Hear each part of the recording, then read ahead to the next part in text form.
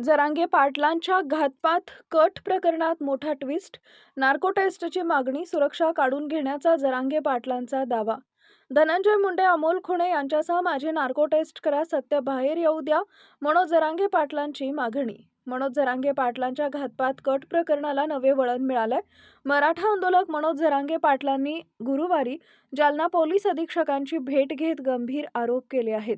घातपात प्रकरणातील संशयित आरोपी अमोल खुणे यांना नार्को टेस्टची मागणी करणारा अर्ज दिला असून तो अर्ज न्यायालयापुढे मंजुरीसाठी सादर करण्यात यावा, अशी मागणी जरांगे पाटलांनी केली आहे.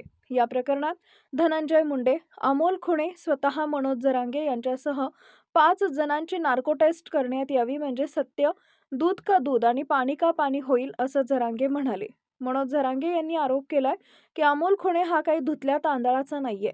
अमोल खुणेच्या खांद्यावर बंदूक ठेवून धनंजय मुंडे यांनी माझ्या घातपाताचा कट रचला, असा गंभीर आरोप त्यांनी केलाय.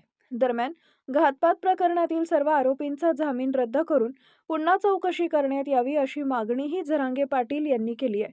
या संपूर्ण प्रकरणामुळे राज्याच्या राजकारणात आणि प्रशासनात मोठी खळबळ उडाली असून आता पोलीस आणि न्यायालय यावर काय भूमिका घेते याकडे सर्वांचं लक्ष लागले आहे. ते नाही सांगणार मी मीडियाला बाहेर,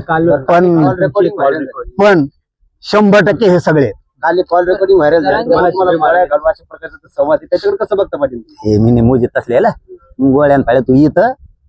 तू ये क्षेत्रीय मराठा काय तुला पहिल्यांदिस कोणाची रेकॉर्डिंग? बोट सुद्धा घरी नाही जाणार, अंग तर नाही जाणार, पण बोट सुद्धा घरी नाही जाणार त्याच्या. तू ये तर. बरं, मनोज जरांगे यांच्या आंदोलनाबाबत सगळ्या गोष्टी मला माहिती आहे. मी योग्य वेळी पुराव्यानिशी सगळं बाहेर काढणार, असं ते आरोपी अमोल खुणे यांनी इशारा दिला. बाबा, या विषयावरून भरकाटायचंच नाही आता, याच्यावर बोल आता. आधी तुला आंदोलनाचं काय जे माहितीये ना, ते विषय भरकुटूच नको. याच्यावर भरकटायसाठी तुला लागलेला डाग पुसणारच नाही, त्याचं कारण सांगतो. दुसऱ्या जातीच्या लोकांना खुश करायसाठी तू आपल्या जातीला डाग लावतो काय? हा, कुठं ते 4 टकूचे टोळीतले ते तुला कमेंट करणार तू बोलल्यावर, आणि मग तुला वाटणार का तो मग जनता आली, ते तुला पॉझिटिव्ह अशा कमेंट करणार ते टोळीतले, आणि मग त्याच्यावर तू समजणार का तो ह्या मागं लय जनता आहे?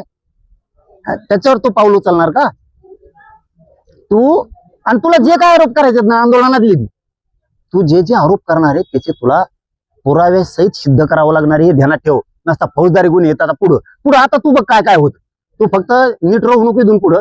त्यांनी एकच काम करायला पाहिजे होतात. आपल्याला धन्यानी घातपाताची सुपारी दिलती, आपल्याकडून चुकलंय, आपण आपलं गप घरी राहावं, सुखाचे तुकडे आपण खावा, घरच्याला सुखाचे तुकडे खाऊन द्यावा, या भूमिकेत त्यांनी राहायला पाहिजे होतं. मीही त्यांच्या कुटुंबातून काही मीडियात शब्द आलते की जरांगे पाटलांना लय मनावर घेऊन येते, पिऊन आम्हालाही त्रास देतो, घडलंही असेल. चला म्हणलं जाऊ द्या, त्या मायमावल्यांचं तरी आपण ऐकावं.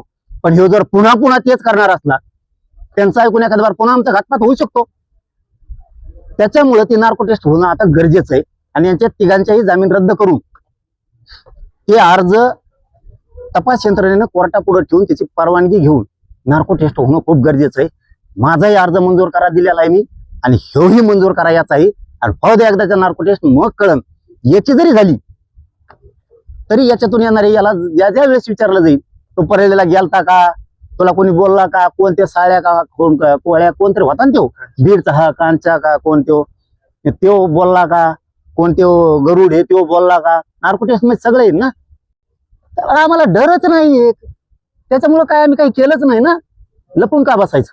पण ते म्हणतात की मला विनाकारण गुंतवलं, आमचे वकील मॅनेज केले. अरे भाऊ, त्यांनी मला एक सांगा, सांगितलंय कोण? तुम्ही आरोपी. जबाब देतोय कोण? तुम्ही. सांगता कोण? तुम्ही सांगितलं. मग तुम्ही काय गुंतवलं ना, तुम्हाला सांगणारे तुम्हीच, गुंतणारे तुम्हीच, घातपात सुपारी घेणारे तुम्हीच. मग दोषी नाहीत का तुम्ही? उलट तुम्ही लय अंगलोट घ्यायला लागलं ती गोष्ट. आता तुम्ही आता ही पुन्हा उकरायला नव्हती पाहिजे, पण आता नार्को टेस्ट मुळे आता तर त्याची नार्को टेस्ट होणार, आता होणार. त्यांच्या तिघांच्या जामीन रद्द होणार, त्यांचे अंडर ट्रायल चालणार आता. आणि त्यांच्या आता लक्षात येईल की नार्को टेस्ट एक अशी विषय तज्ञ सांगतात की माणूस खोटं बोलतच नाही. हा, आणि मग ते दादा विचारणार आहे तो काय काय केलंय कुठं कुठे गेलाय मग कळण तुला कसं असतात तू त्यांचं ऐकून आयुष्य खराब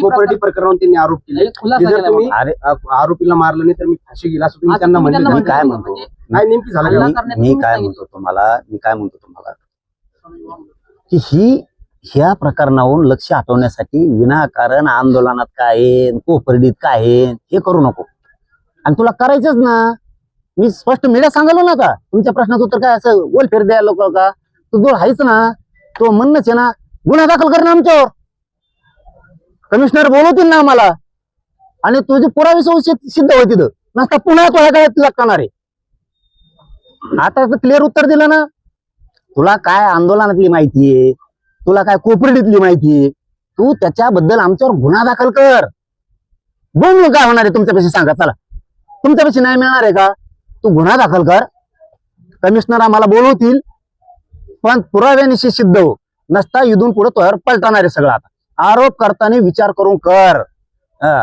विनाकारण भिकाला लागू नको आणि कोणत्या तरी जातीला खुश करायसाठी स्वतःच्या जातीला डाग लावू नको ध्यानात राहू दे म्हणजे या सगळ्या तुम्हीच काढली होती तुम्ही मला सुरक्षा नको असं म्हटलं होतं पोलीस अधीक्षकांना आता पुन्हा काही तशी मागणी वगैरे केली का सुरक्षेची नाही सुरक्षा नकोच हे बोलतोय मी मैदान पाहिजे ना खरकाट्याला त्या परळीच्या मैदान पाहिजे त्याला असं शक्य मी येऊन धंदे नको करू